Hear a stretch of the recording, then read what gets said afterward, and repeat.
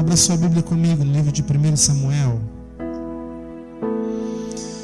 Um texto que nós conhecemos, o 1 Samuel 17. Amém?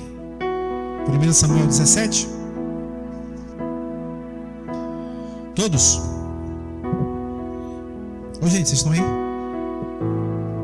Então vamos lá. Versículo 1. Os filisteus juntaram suas forças para a guerra e se reuniram em Socó de Judá e acamparam em Efes-Damim. Vamos novamente, cabeça deu uma viajada aqui, deixa eu puxar ela para cá de novo. Vamos novamente. Os filisteus juntaram suas forças para a guerra e se reuniram em Socó de Judá e acamparam-se em Efes-Damim, em Socó e Azeca.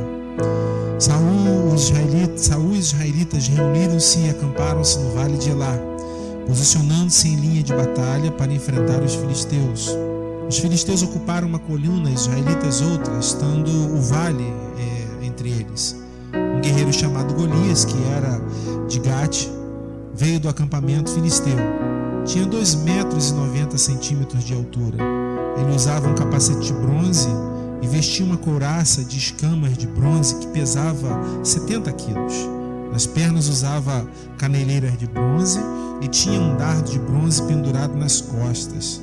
As hastes de suas lanças eram parecidas com a lançadeira de tecelão e a ponta de ferro pesava 7,2 kg. Seu escudeiro ia à frente dele. Golias parou e gritou às tropas de Israel: por que vocês estão posicionados para a batalha? Não sou eu um filisteu e vocês, os servos de Saul? Escolham um homem para lutar comigo. Se ele puder lutar e vencer-me, nós seremos seus escravos. Nós seremos seus escravos.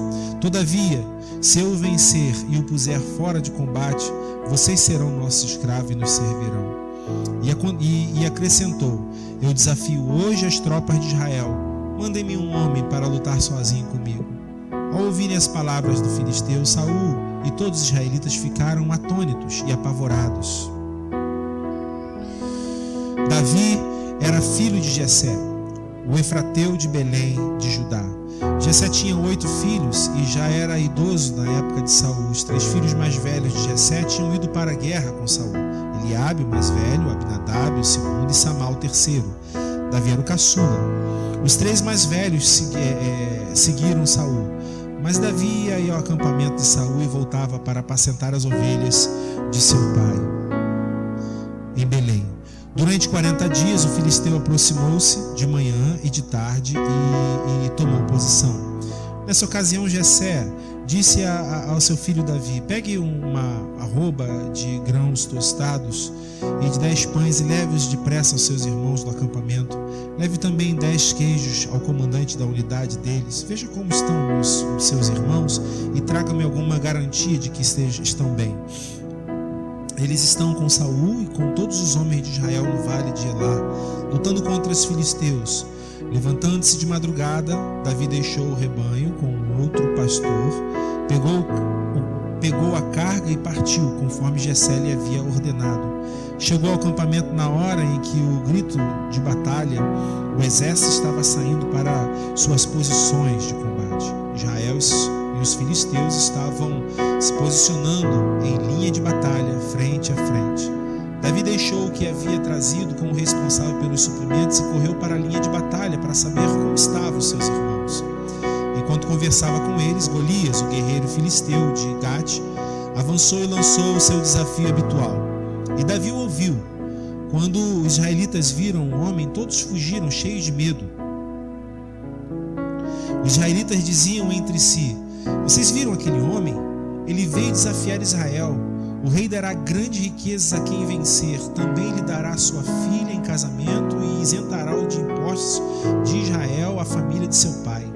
Davi perguntou aos soldados que estavam ao seu lado: que receberá o homem que matar esse filisteu e salvar a honra de Israel?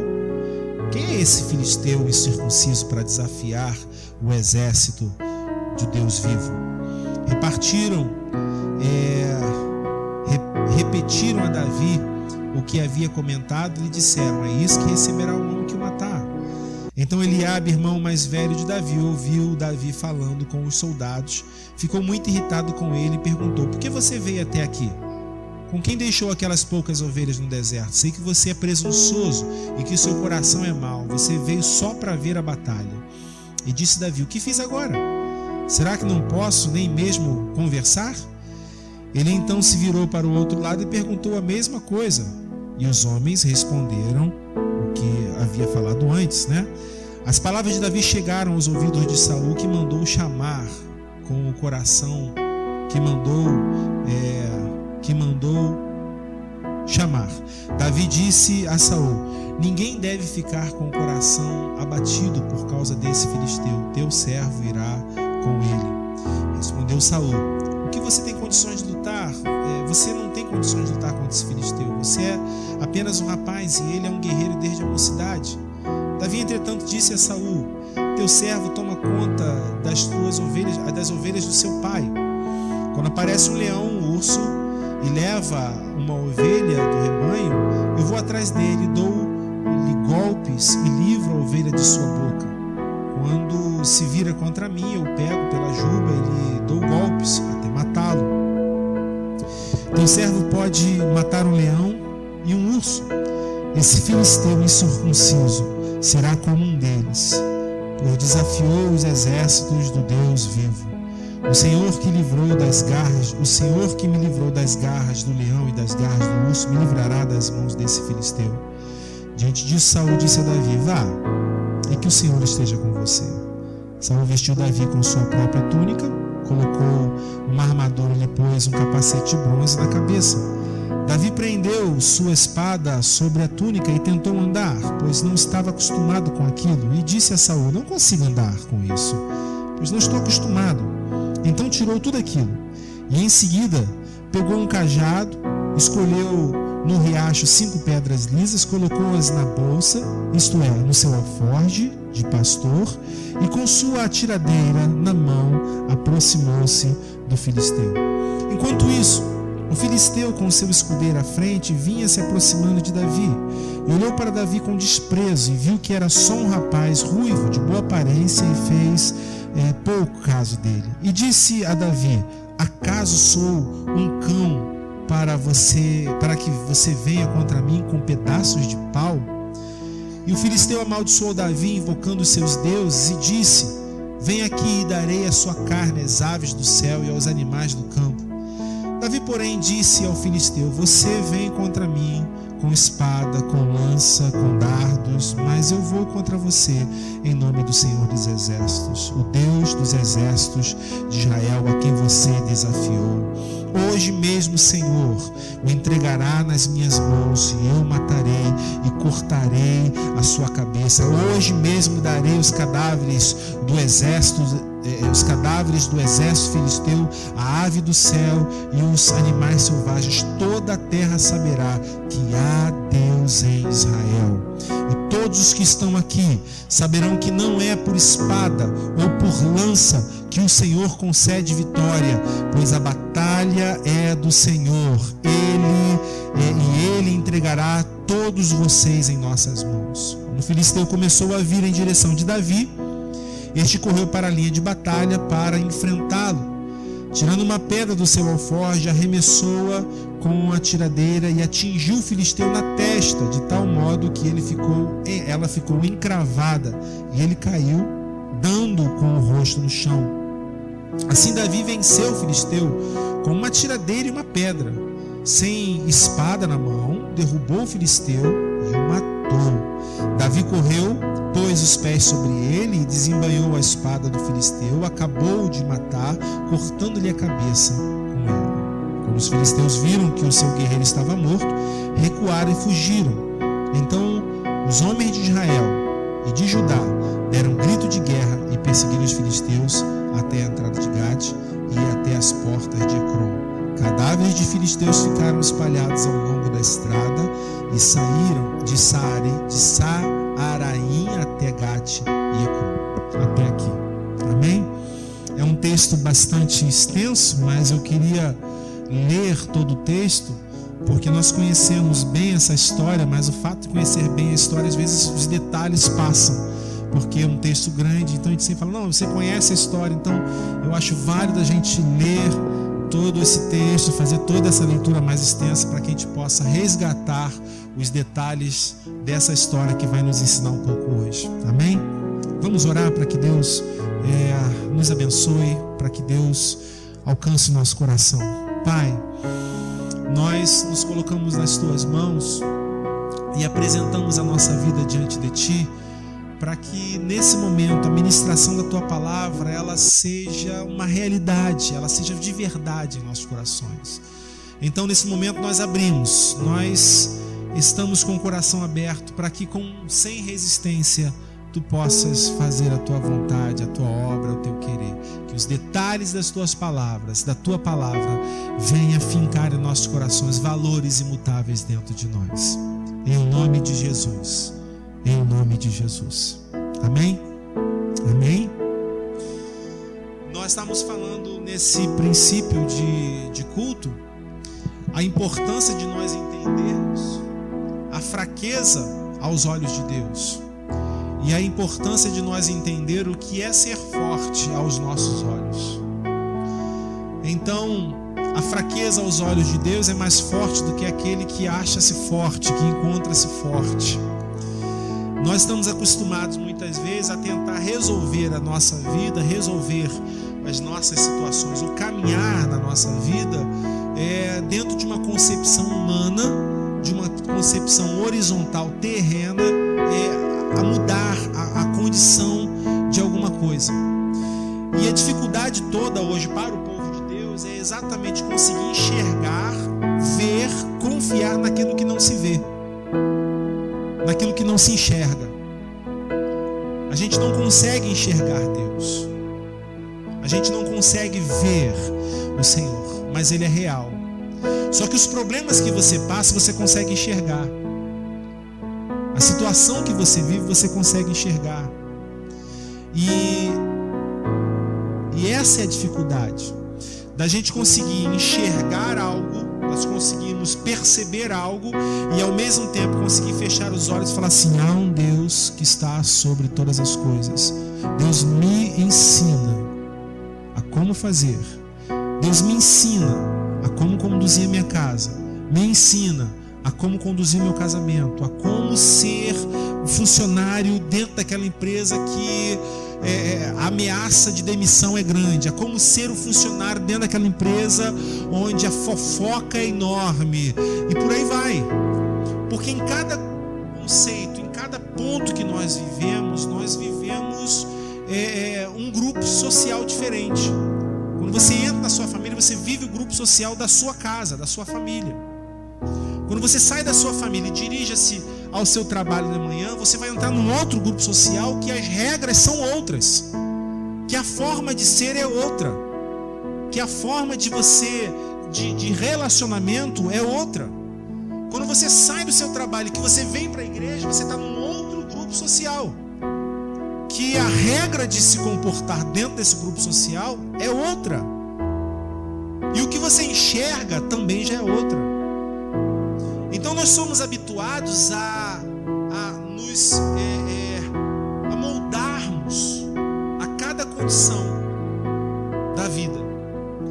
E nesse moldar em cada grupo social da vida, em cada lugar que nós estamos na vida, nós vamos aprendendo a nos moldar dentro de cada situação que acontece dentro desses grupos.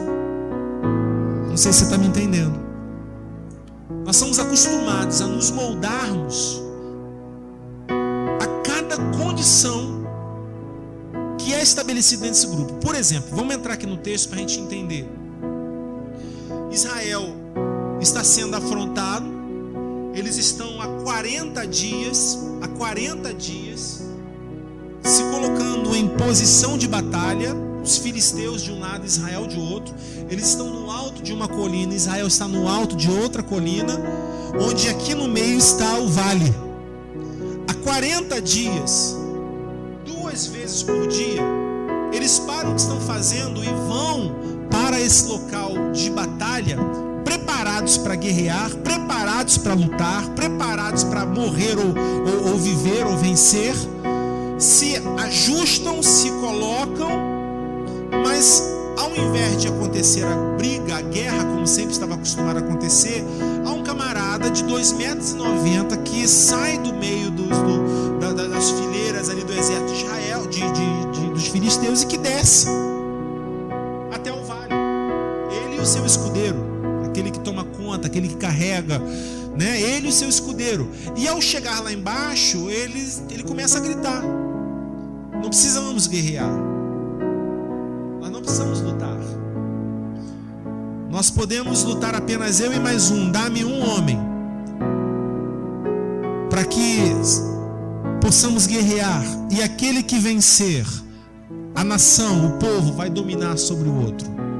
Pronto. O que aconteceu agora? Acontece muita coisa agora. Por que acontece muita coisa? Acontece algo novo. Acontece algo que esse povo aqui não estava esperando. Acontece algo que Israel não estava esperando. Israel está se dirigindo para a batalha como tantas outras vezes dirigiu-se à batalha. Israel estava dirigindo-se para a batalha na sua adrenalina de saber que naquele momento ele poderia não mais voltar, que naquele momento o seu povo poderia não mais sair como vitorioso. Mas o que acontece diferente é que nessa batalha um homem gigante sai do meio dos filisteus, e você não encontra relato mais semelhante a esse dentro da Bíblia. Sai do meio dos filisteus e faz uma proposta que cada israelita já não estava mais se enxergando como exército, mas como pessoa única. Como exército, esse povo estava junto, pronto para ir, mas como pessoa única, não.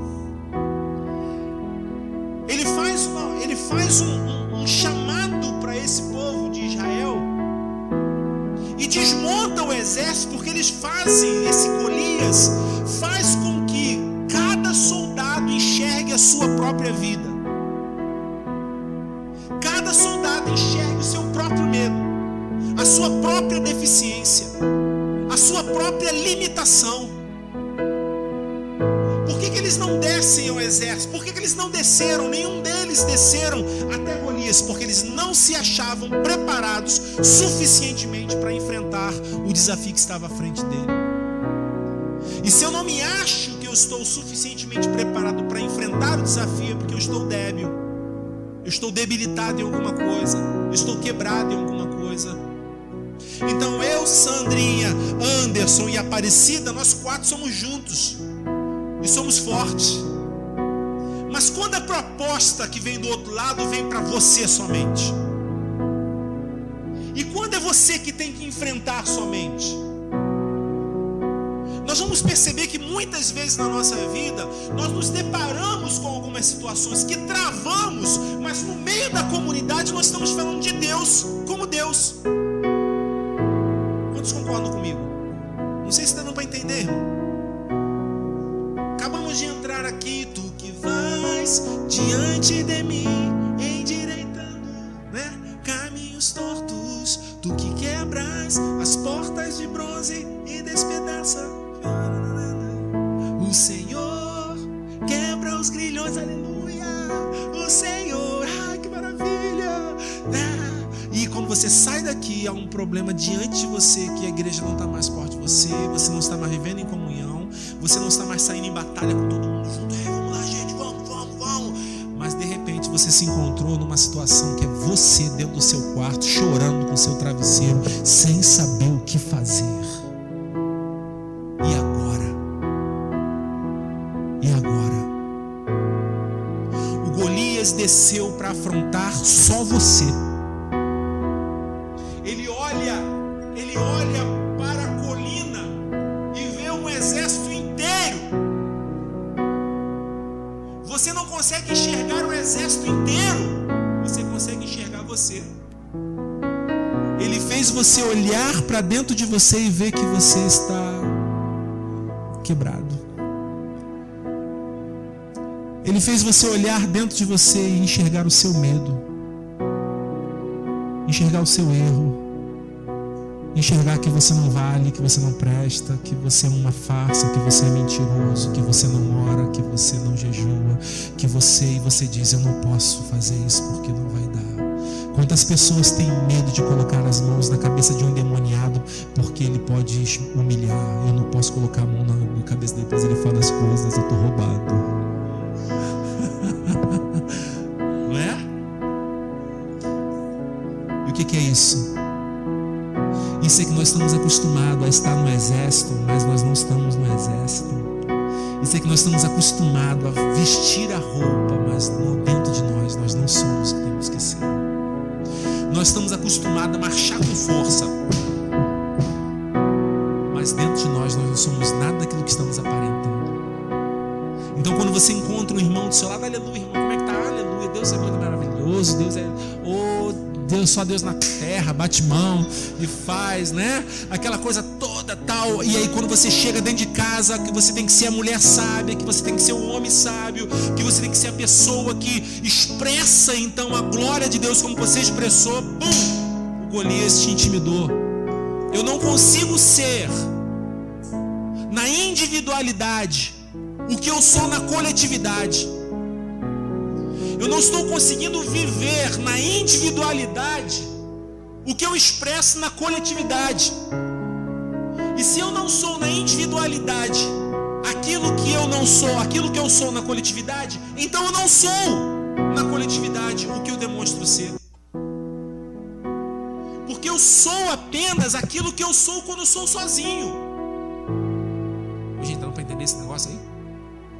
Eu sou apenas o ser que eu sou quando estou sozinho, quando eu estou mergulhado dentro de mim.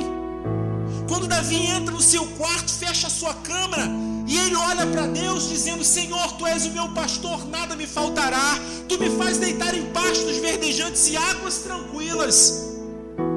Ele não está expressando isso para ninguém, ele está dizendo para ele mesmo. Ele está mergulhando nele mesmo para encontrar Deus novamente dentro dele, a convicção dentro dele, para ele enfrentar o que ele tinha que enfrentar. Se eu não tenho a convicção de quem eu sou em Deus, eu não tenho convicção de enfrentar os problemas ou os desafios que estão postos à minha frente. Só que o nosso adversário, ele engana-se quem pensa que ele é burro. Ele não é burro, ele é mais inteligente que nós, muito mais. Muito mais. Então ele sabe exatamente, Marli, onde tocar em você. Ele sabe exatamente onde tocar no irmão. Ele sabe exatamente que tipo de Golias vai sair do meio de onde você não esperava para afrontar você, para intimidar você. Não simplesmente afrontar, mas intimidar você. Irmão, preste atenção numa coisa interessante. Quantos dias esse filisteu já estava falando isso com Israel?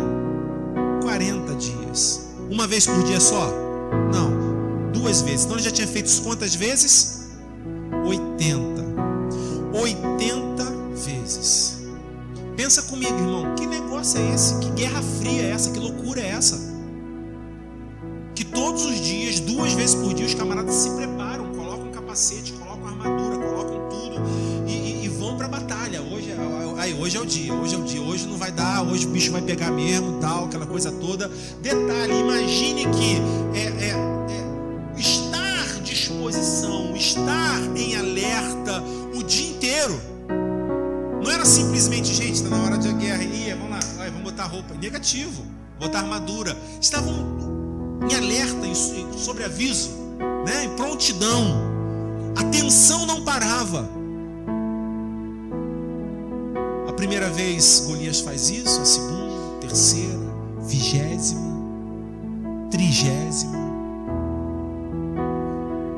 50ª. Imagina na 80ª vez como que esse povo já estava. pergunta é: você acha que esse povo de Filisteu precisaria guerrear para vencer Israel? Do jeito que eles já estavam? Eles já estavam um lixo, né? Eles já estavam acabados. Eles já estavam perdidos. Versículo 8. Golias parou e gritou às tropas de Israel: por que vocês estão posicionando para a batalha? Olha só que pergunta brava. Por que vocês estão posicionando-se para a batalha? Quem você pensa que é, maninho? Quem você pensa que é, Sandro? Quem você pensa que é para começar a mudar a condição da sua vida? Quem você pensa que é para olhar para a sua família agora diferente? Olha o que você fez a sua vida toda. Olha quem você é quando ninguém está te vendo.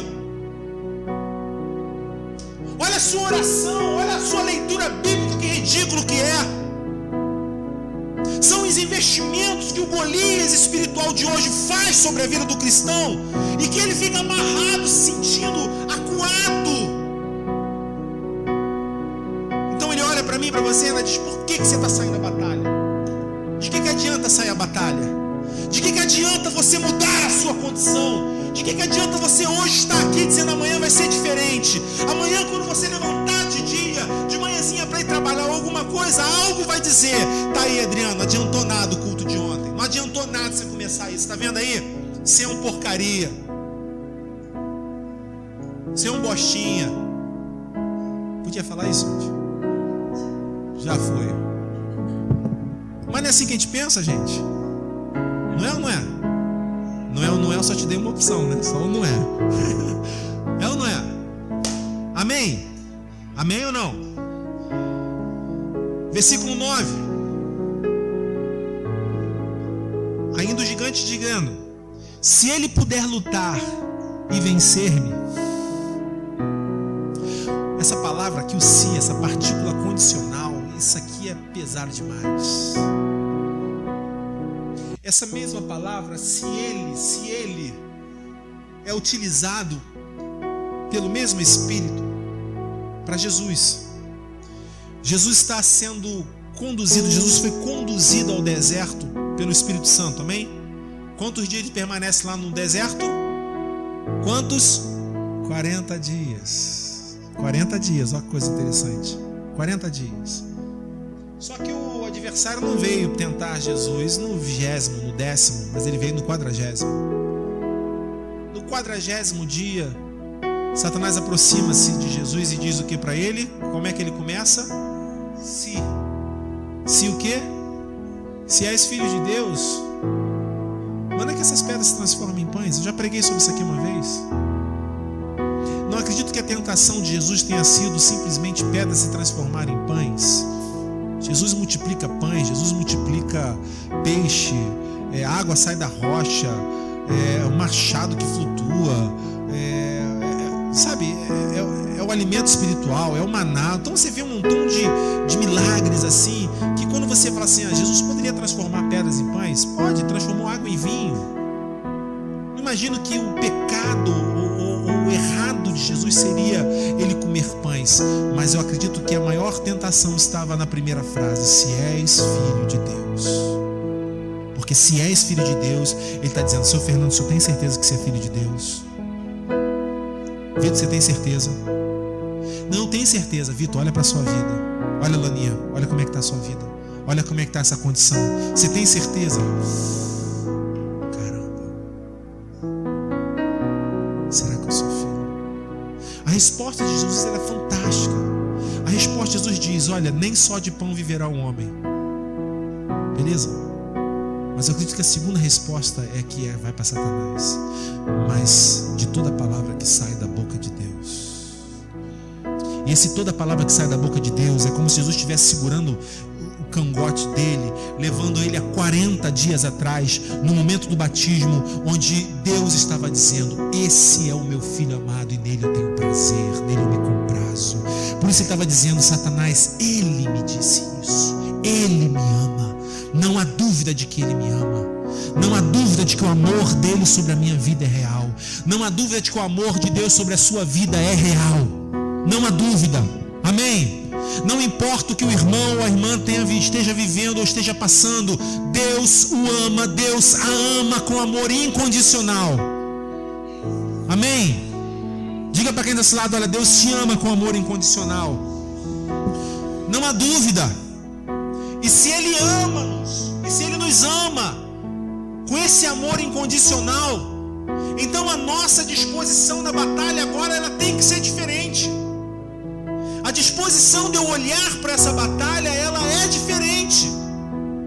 Todas as vezes que eu olhar para o Golias e garantir em mim mesmo, eu vou perder. Todas as vezes que eu olhar para o meu desafio e achar que eu não tenho condições, eu ouvi a voz dele, eu ouvi as ameaças dele, eu enxerguei mais o que os meus olhos enxergam do que o que o meu coração precisaria enxergar. Eu enxerguei mais a condição do que a palavra.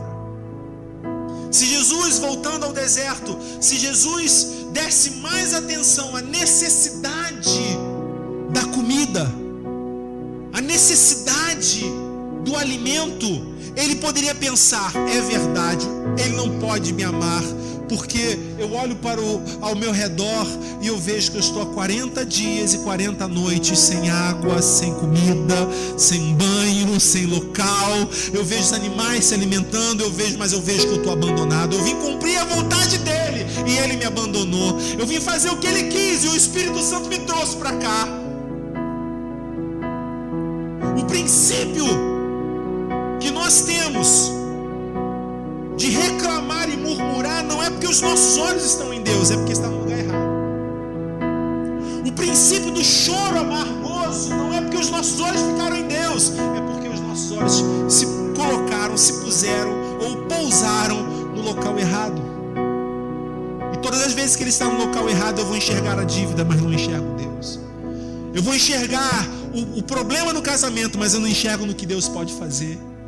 Eu vou enxergar a doença, mas eu não enxergo como Deus pode cuidar. Eu vou enxergar a escassez, mas eu não enxergo como Deus pode suprir as minhas necessidades. Já deu para entender? Eu vou enxergar qualquer coisa, porque o que eu enxergo é o Golias. O que a gente enxerga é o Golias. E o Golias faz questão de fazer com que a gente nos enxerguemos sozinhos. Então, quando nós queremos ser fortes, nós somos fracos pra caramba. Por isso que Deus não quer pessoas fortes. Por isso que Deus não escolhe pessoas fortes. Ele escolhe os fracos. Ele não escolhe pessoas sábias. Ele escolhe exatamente os loucos. Quantos loucos nós temos aqui? Diga amém. Vocês são loucos mesmo. Né? Porque Deus escolhe dessa forma. Deus não escolhe os fortes, porque forte demais não se dobra.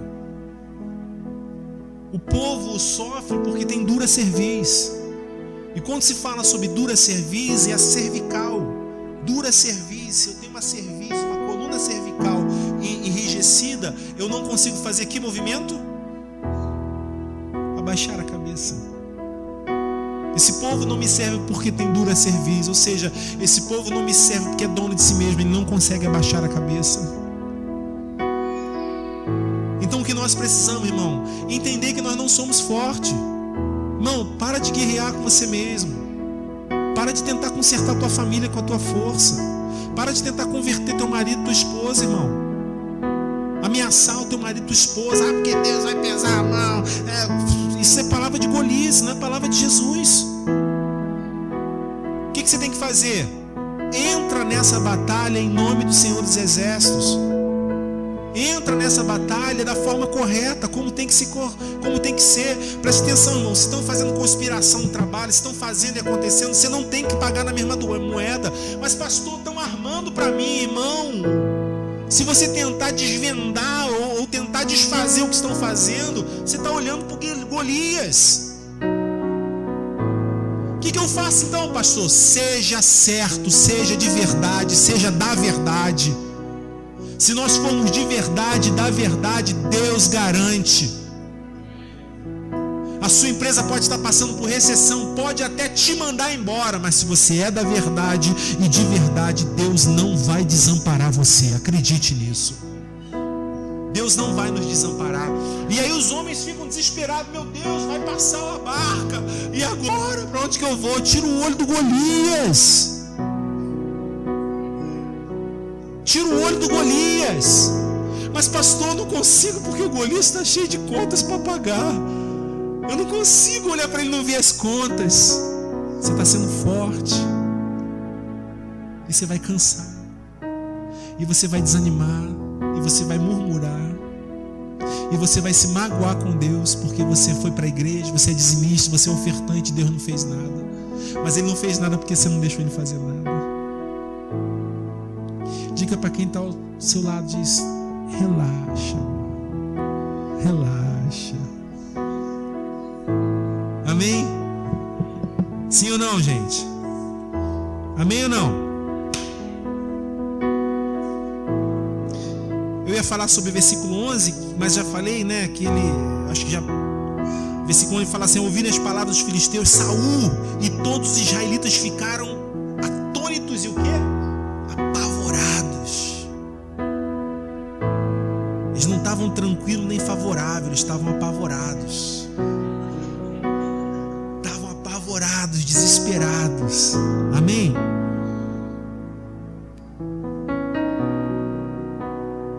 Eu já furei meu esboço todo, irmão. Deixa eu me achar aqui. Amém? Vamos pegar aqui do versículo 24, que eu já falei tudo isso aqui. Versículo 24.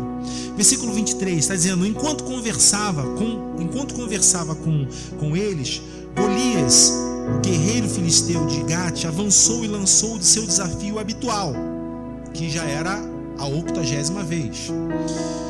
E Davi ouviu. Eita, Davi ouviu. Fala comigo, Davi ouviu. Amém? Mas que tipo que Davi ouviu? Davi ouviu diferente. Amém? Davi ouviu diferente. Davi encontrou nessa situação uma oportunidade de mudar a sua condição. Olha aí, ó. Davi encontrou na situação que todos estavam atônitos e apavorados uma oportunidade de mudar a sua condição.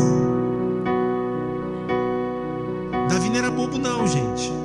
Davi é um cara de gente boa. Quando os israelitas viram um homem, todos ficaram cheios de medo. Onde nós estávamos mesmo? Ótimo, beleza. Versículo 24. E todos ficaram cheios de medo. Então, Davi ouviu e todos ficaram cheios de medo, né? 26. Davi perguntou aos soldados que estavam ao seu lado: o que receberá o homem que matar esse filisteu e salvar a honra de Israel? Fico imaginando, imagina só. Davi, ele desce, ele vai lá para a linha de batalha. Ele pega a provisão que o pai dele deu. E o pai dele, tu se ligou que o pai dele deu um agrado pro comandante? Leve esses queijinhos aqui pro comandante para ver se você consegue ter uma informação dos meus filhos. Deu um agradozinho, né? E aí ele foi, só que ele chegou lá e foi o seguinte: meu irmão, segura aqui. Deixou o queijo, as coisinhas que ele levou com um camarada responsável pelas provisões, pela provisão diária. E ele falou assim: vou dar uma chegadinha ali. E foi lá. Por quê? Porque ele ouviu o filisteu gritar. Aí quando ele ouve o filisteu gritar, os soldados já estão conversando entre eles: caramba, esse cara, não sei o que, todo dia ele está fazendo isso, tu viu o que o rei falou, o que vai acontecer?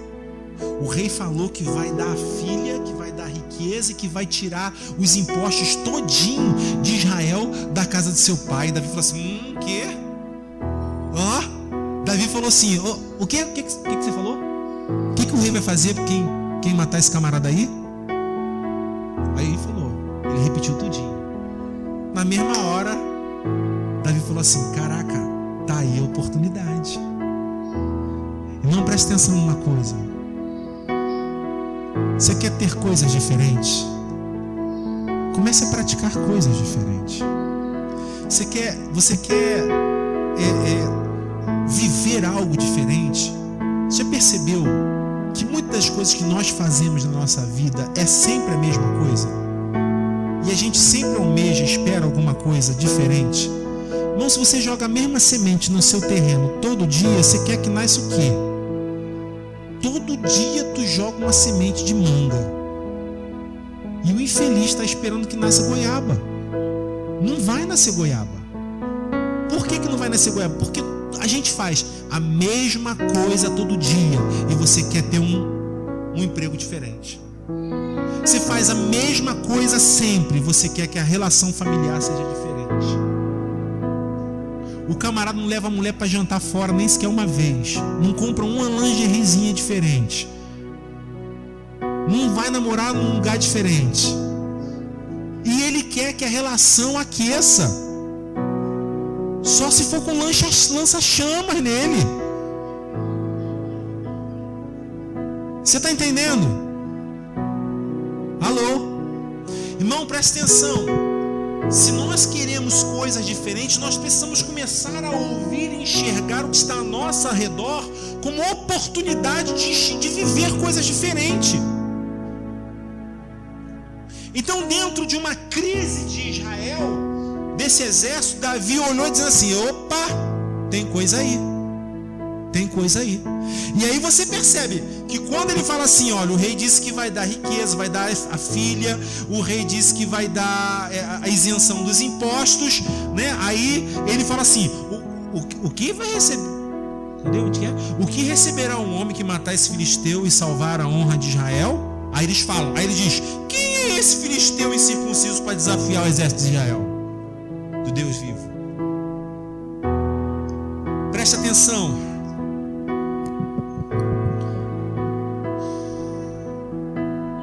Alvos e metas sem Deus é ganância tola, é correr atrás de vento. Amém? Alvos e metas em Deus é certeza de que Deus vai fazer. Quando Davi está falando isso, ele enxerga primeiro que existe possibilidade dele ser abençoado, que existe possibilidade dele adquirir isso. Amém? Se não fosse isso, ele não teria perguntado duas vezes. Ele pergunta duas vezes. Ele ouve desse galerinha aqui, o que o rei falou. Aí o irmão dele mais velho fala assim: cara, sai daqui, eu te conheço, eu sei o que tu quer, tu é presunçoso. Que isso? O que eu fiz agora? Me deixa em paz. Aí ele vai pro outro lado. Quando chega do outro lado, fala assim: vem cá, o que estão falando é verdade? É isso ou não é?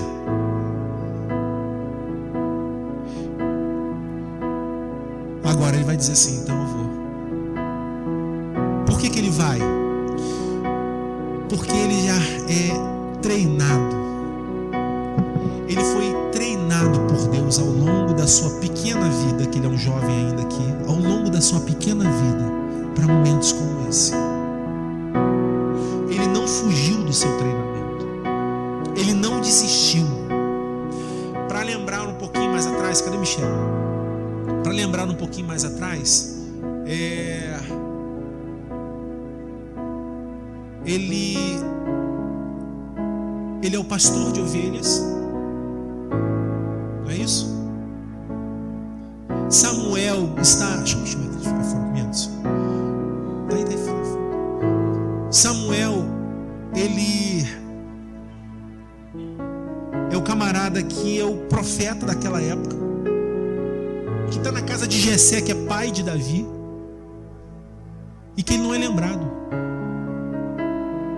Cadê os seus filhos? Estão aqui, passaram 7 filhos aqui, mas estão todos os seus filhos assim? Não, tem um mais novo que está lá apacentando as ovelhas, lá no terreno, lá no campo, e eles estão lá. Então faz o seguinte, chama que nós não vamos sentar à mesa enquanto ele não chegar. Eu já expliquei para vocês o que é sentar à mesa, né? No conceito judaico. É a relação de importância. Davi não desistiu das ovelhas. Davi não desistiu do campo. Davi ficou no campo. Davi tinha uma vida solitária ali com as suas ovelhas. Eu imagino que ali tenha sido um dos grandes salmos também acontecido ali naquele campo, né? Com as ovelhas. Relação com Deus. E no sozinho o leão vem. E no sozinho o urso vem. E no sozinho ele começa a perceber que o que ele não tinha condições de fazer, Deus deu força a ele. Ele mata um urso no campo, onde ele poderia ser estraçalhado, dilacerado, e ninguém mais saberia de Davi. Não estou dizendo que no momento em que vê o urso atacando as suas ovelhas, que ele não teme, ele é um ser humano. Mas que o interessante é que ele não desistiu. Desde o princípio havia no coração de Davi esse desejo de fazer, de acontecer, de não fugir, de não correr. Ele olha para o leão, ele se acha capaz de fazer, porque relacionamento com Deus. Ele olha para o urso e ele acha que pode fazer porque já teve experiência do leão. Então quando Saul olha para ele, está dizendo: cara, você não tem condições de lutar contra Saul. Você é jovem, ele é guerreiro desde a sua juventude. Você não tem condições alguma. Davi puxa agora as credenciais dele. Davi apresenta a ele agora o relacionamento.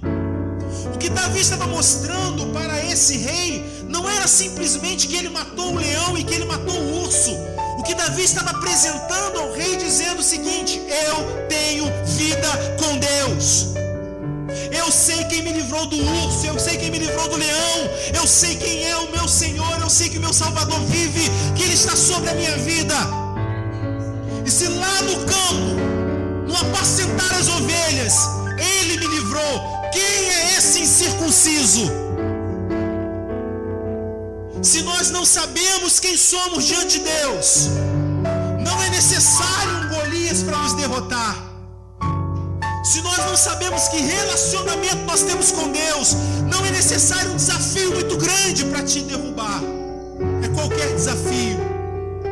Mas se você tem vida com Deus, então você tem as suas credenciais para olhar para a condição à volta e declarar: em nome do Senhor Jesus. Eu declaro isso. Eu repreendo você. Em nome do Senhor Jesus. Davi olha para aquele rei e apresenta as credenciais: meu rei, o meu Senhor já me livrou de um leão e de um urso. Eu tenho experiência com Deus. Não vai ser assim, não é dessa forma. A fraqueza de um jovem sendo capacitado pela força do Espírito Santo de Deus. As nossas famílias precisam aprender a ser fracas, para que possamos viver nas forças do Espírito Santo de Deus. Nós precisamos aprender no nosso trabalho a ser fraco, a tomar volta, a serem injustos, a fazerem fofoca e intrigas com o nosso nome, sem a gente se mexer uma palha para tentar se defender, para que a força do Espírito Santo de Deus tome a sua vida, possua literalmente a sua vida, e você passe a agir segundo a vontade de um Deus que é maior do que qualquer sistema desse mundo, que é maior do que qualquer pessoa desse mundo.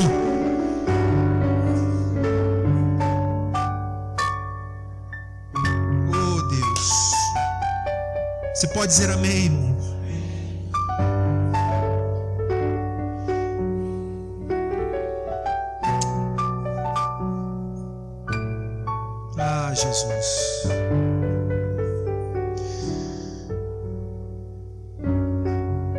Jesus.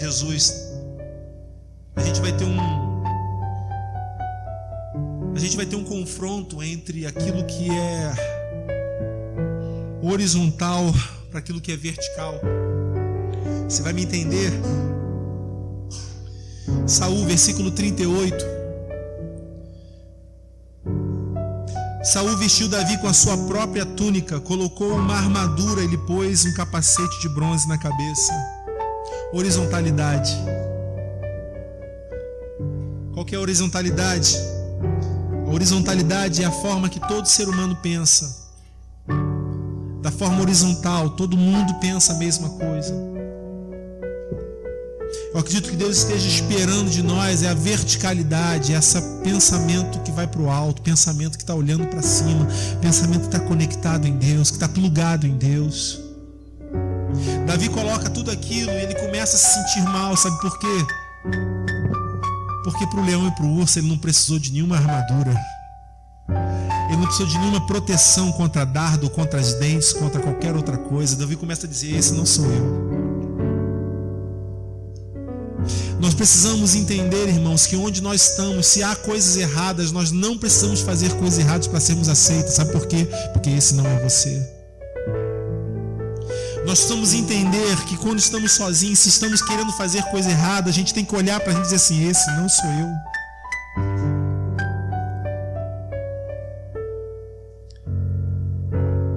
Quem é você, irmão, hoje? Quem é você hoje? E aí ele coloca aquela armadura. Versículo 39, Davi prendeu a sua espada sobre a túnica e tentou andar, pois não estava acostumado com aquilo. São as palavrinhas, né? Não estava acostumado com aquilo. Caraca, eu viajo nisso. Não estava acostumado com aquilo. Nós não podemos estar acostumados com aquilo que não vem de Deus. Nós não podemos nos acostumar a usar a armadura desse mundo, a usar as coisas desse mundo. E Davi vai dizer o seguinte: pois não estava acostumado com aquilo, e disse a Saul: não consigo andar com isto. Não consigo andar com isso, pois não estou acostumado. Enquanto nós tentarmos sermos fortes em nós mesmos, você não anda. Porque você está carregando em você aquilo que você não tem que carregar. Irmão, desiste. Jogue as armas no chão e diz: Deus, eu dependo do Senhor. Me ajuda a te encontrar na oração. Me ajuda a te encontrar na leitura. Me ajuda a te encontrar quando eu estou sozinho. Me ajuda a falar contigo. Amém? Então o que Davi faz? O que para os homens é loucura. Pensa comigo, sim ou não? Davi já vai inventar um camarada que tem 2,90 metros. Mano, deve ser quase da altura disso aqui. 2,10, quase da altura disso aqui. A porta tem 2,10 metros. Bota mais 90 centímetros para cima, dá quase isso aqui. Davi está enfrentando um camarada de 2,90 metros, que só a couraça dele são 70 quilos. O cara carrega mais de um saco de cimento no peito, tranquilo. A ponta da lança dele, 7 quilos. E aí, de repente, Davi olha e diz assim: rei, não dá isso aqui para mim não. Como é que você vai lutar contra ele? Vou pegar minha funda, vou pegar umas pedrinhas lisas do rio, botar aqui na minha bolsa, e é nóis. E vou para dentro. Imagine a cabeça, olha só que loucura, imagine a cabeça dos dois exércitos. Imagine a visão dos dois exércitos. Primeiro exército filisteu. Eles estão esperando que saia um camarada como? Se houvesse. Mas está esperando que saísse um camarada como? Se não da mesma altura, o mesmo porte. Aquele cara, né? Oi, vai ser pauleira para Golias. O Cláudio, está esperando o Cláudio. Entendeu? 2,70 metros, por aí. Está esperando o Cláudio sair. Ainda falando: oi, né? Está esperando. De repente sai um guri, cara. Sai um jovem, sem armadura, com uma bolsinha de pano. Imagino que seja sandália, com uma fundazinha na mão. Olha agora para o exército filisteu. Imagina o que está passando na cabeça deles. Imagina o que está vendo nesse mundo espiritual. Imagina o que se passa aqui. Agora olhe para o exército de Israel e imagine o desespero desses camaradas quando vê um garoto descendo. Ao mesmo tempo o desespero, a vergonha, de dizer: eu não tive coragem de fazer, eu não tive coragem de enfrentar o meu medo, eu não tive coragem de enfrentar as minhas limitações, por isso eu estou perdendo a minha família, por isso eu estou perdendo meus filhos, por isso eu estou perdendo a minha vida, porque eu não tenho coragem de mudar a condição, de sair do lugar de limitação onde todos estão. E de repente ele sai. E o único que tem convicção do que vai acontecer é Davi. Porque para os filisteus, aquele menino ia ser destroçado. Para os israelitas, sem visão, sem relacionamento, estava tudo perdido. Mas para Davi, ele está dizendo: olha, você está contra mim com lanças, com espada, com escudo, mas eu estou com o Senhor. Em outras palavras, ele está dizendo: toda a probabilidade matemática está contigo. Toda a probabilidade, a razão e a certeza está contigo. Todos que estão ao redor, milhares de pessoas que estão ao redor, estão olhando para a minha vida e dizendo: está roubado, está ferrado, vai se acabar, vai se arrasar. Menino tão bonito vai perder a cabeça. Mas sabe o que acontece? Ninguém roubava mais o que estava no coração de Davi. Ninguém roubava mais o que estava no coração dele. Sabe por quê? Porque ele teve experiência com Deus. Ele teve experiência sozinho com Deus. Ninguém rouba as experiências que tu tem com Deus. Ninguém rouba a experiência que você tem com Deus. E essas experiências que você tem com Deus vai ser útil lá na frente. Porque Deus vai te colocar em desafios, um de cada vez. Não para você travar, mas para você avançar, para você seguir, para você ir em frente. Por isso que ele está olhando para esse golista dizendo: olha, você está com tudo do seu lado. Tudo. Mas tem um problema. Eu estou com aquele que vai dar a vitória. Eu estou com o Senhor dos Exércitos. Irmão, a coisa foi tão fantástica, não teve nem luta. A Bíblia ainda fala que quando Davi chegou no campo de batalha, Davi ainda correu. Olha só, tirou onda, gente. Correu em direção ao gigante. Chegou na direção do gigante. O gigante já veio dizendo o seguinte: acabou pra tu, mano, perdeu. Século 21. Babou pro teu lado. Davi tirou a pedrinha, colocou na sua funda e fez o quê?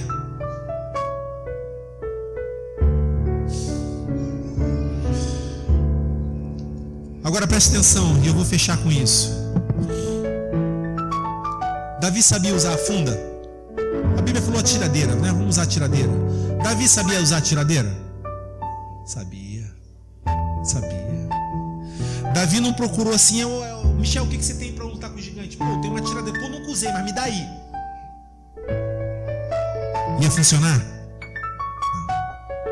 Não. Se você não souber usar a sua tiradeira, não vai funcionar. Se você não colocar as mãos na sua tiradeira, na sua funda, deu para entender? Se você não colocar a mão nessa palavra todos os dias, quando você precisar da palavra que está aqui, gravada aqui dentro, não vai funcionar. Não adianta a gente pegar a palavra de Deus e usar a palavra de Deus como versículos decorados, sabe? Simplesmente dizendo: porque a palavra do Senhor diz, e você não tem nenhum compromisso com a palavra, você não tem nenhum compromisso com a sua funda, você não tem nenhum compromisso. Esse era o trabalho de Davi. Ele tinha um cajado de pastor, mas tinha uma funda. E para que ele pudesse afugentar, assustar ou até matar aqueles que estavam ameaçando as suas ovelhas, ele exercitava, ele treinava. Para quê? Para que no momento oportuno, todo o seu exercício, o seu trabalho, fizesse valer o momento. Então Davi tira toda aquela armadura e ele diz: eu sei utilizar a minha funda, eu sei utilizar a minha tiradeira, eu sei utilizar a minha palavra. Então estão fazendo alguma coisa contigo? Eu sei utilizar a palavra. Eu sei resolver isso através de um outro meio, de uma outra forma. E toda a probabilidade, toda a matemática, toda a certeza que estava do lado do gigante, não teve nem guerra, não teve nem luta. Não teve luta, gente. Eu não sei nem se escorreu uma gotinha de suor de Davi. Talvez tenha, porque Davi está sol. Na minha cabeça estava sol, gente. Entendeu? Porque não teve, ele roda aquilo que ele está acostumado a manusear. E ele lança a palavra. Ele lança. Qual que é o milagre? O milagre é acertar exatamente na testa do gigantão, cravar na cabeça dele e ele na calça de frente, assim, bum, com a cara no chão. Esse é o milagre. Qual que é a parte da vida? Ter exercitado a funda. Qual que é a ação de Deus? Ter acertado um ponto que matou o gigante na hora. Eu não sei o que você vai fazer com essa palavra, mas eu sei que ela veio de Deus pra gente. Que todas as vezes que você e eu tentarmos ser, nós tentarmos sermos fortes, nós tentarmos resolver o nosso problema, vai dar ruim. Mas a forma como a gente confia em Deus, pode esperar que Ele vai fazer. Amém? Vamos ficar de pé? Que bom.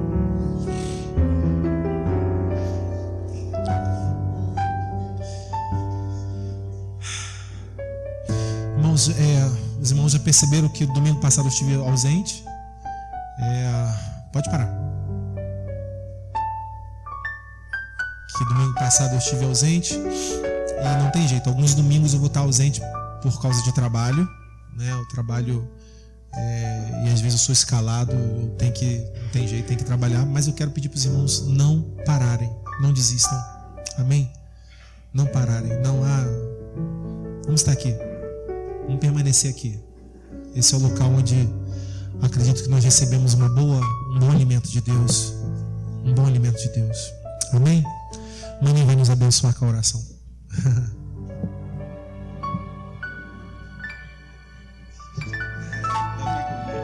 Amém. Curvando as cabeças. Deus, obrigado, Senhor, por esta noite. Noite onde nosso coração, Deus, recebe uma palavra que move, Senhor, às vezes um coração amedrontado, um coração duvidoso. E que às vezes ao longo da semana, Deus, acumulamos isso. E ouvir a igreja, ouvir a Tua palavra, Senhor, essa dúvida, esse medo, ele é lançado de lado, para que possamos enfrentar uma nova semana, tendo a palavra no coração, Deus. Obrigado, Senhor, porque o Senhor fala conosco. Muitas vezes não acreditamos que vamos ouvir uma palavra que vai de encontro à nossa necessidade, à nossa alma, ao nosso sofrimento interno. Mas o Senhor vem e nos surpreende, Deus, quando menos esperamos. Obrigado pelo Senhor ser o Deus que nos surpreende a cada dia. E que aquilo que o Senhor tem para fazer, podemos no momento não acreditar naquilo que nós estamos vendo, mas lá na frente vamos ver, ó Deus, o fruto do acreditar no hoje no Senhor e na Tua palavra. Obrigado, Deus, por esta noite. Dá-nos uma semana debaixo da Tua graça, da Tua misericórdia, e que essa palavra grave-se no nosso coração, que venhamos lembrar dela todos os dias, em nome do Senhor Jesus. Amém.